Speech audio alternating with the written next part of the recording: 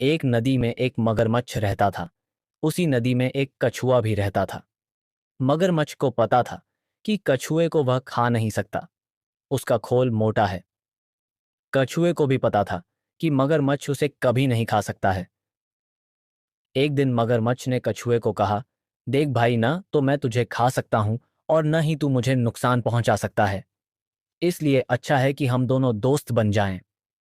कछुआ कहता है, भाई दोस्ती तो बराबर वालों में होती है, हम दोनों में तो बहुत फर्क है।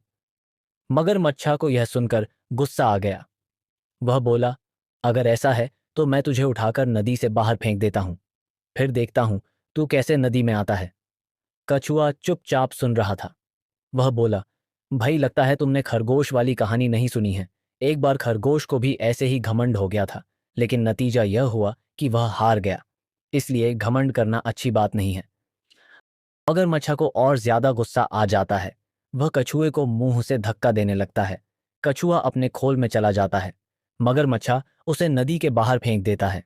वह उसे नदी से बहुत दूर ले जाता है। कछुआ जब बाहर निकलता है तो वह अपने आप को एक मैदान में पाता है।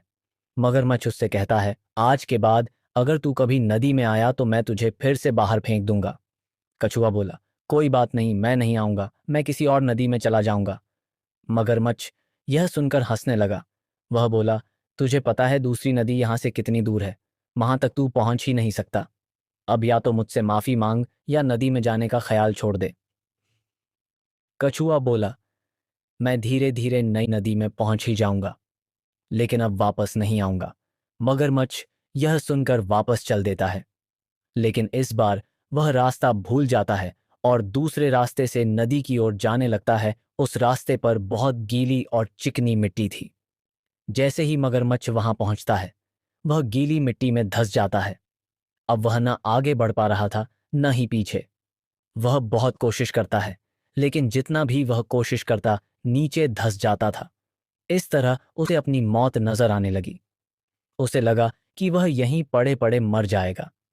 इधर कछुआ धीरे धीरे आगे बढ़ने लगा। तभी मगरमच्छ ने अपनी पूंछ गीली जमीन पर मारनी शुरू कर दी, जिसकी आवाज सुनकर कछुआ पलटा। वह मगरमच्छा के पास पहुंचा।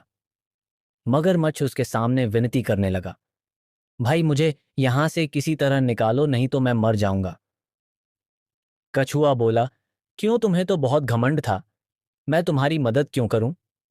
मगरमच्छ उससे माफी मांगता है। तब कछुआ अपने दोनों हाथों से मिट्टी हटाने लगता है।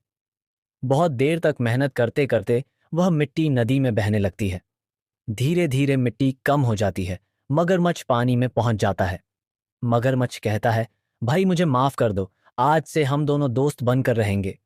कछुआ उसकी दोस्ती स्वीकार कर लेता है।